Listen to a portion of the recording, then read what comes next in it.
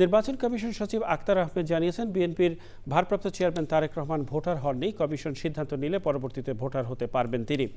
দুপুরে নির্বাচন ভবনে সাংবাদিকদের তিনি বলেন, প্রবাসীদের ভোটের রেজিস্ট্রেশনের সময়সীমা 25শে ডিসেম্বর পর্যন্ত বাড়ানো হয়েছে। ভোটার তালিকার কাজ চলমান থাকায় জাতীয় পরিচয়পত্রের নাম, বাবা মায়ের নাম, পেশা, ঠিকানা ও ছবিসহ 7টি বিষয়ে আপাতত সংশোধন করা যাবে না। তবে স্বামী বা স্ত্রীর নাম, বৈবাহিক অবস্থা, ধর্ম ও লিঙ্গ সংক্রান্ত তথ্য সংশোধন করা যাবে।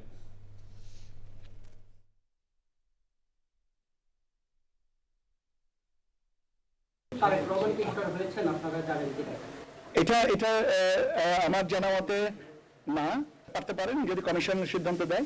আউট অফ কান্ট্রি ভোটিং এর ব্যাপারে আমরা বলেছিলাম যে 18 ডিসেম্বর পর্যন্ত সময়সীমা, ওটাকে বাড়িয়ে 25শে ডিসেম্বর মধ্যরাত 25শে ডিসেম্বর বাংলাদেশ স্ট্যান্ডার্ড টাইম অনুযায়ী আমরা 25শে ডিসেম্বর পর্যন্ত আরো এক সপ্তাহ বাড়ানো হয়েছে।